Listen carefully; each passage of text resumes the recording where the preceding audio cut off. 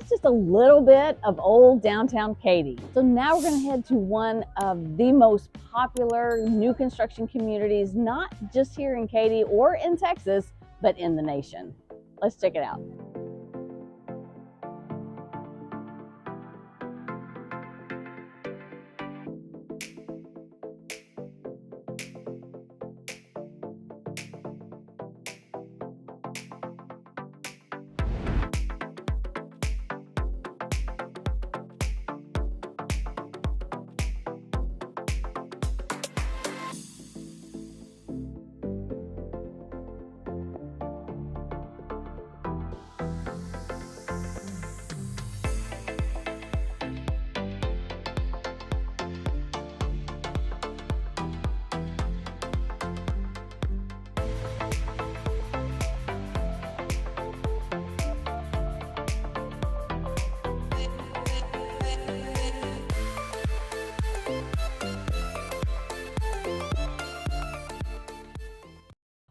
So we decided to take a quick little lunch break, and it's right here, convenient to lots of shopping and restaurants. It's just off the Grand Parkway 99, so it's convenient to everything, less than 10 minutes from Sunterra.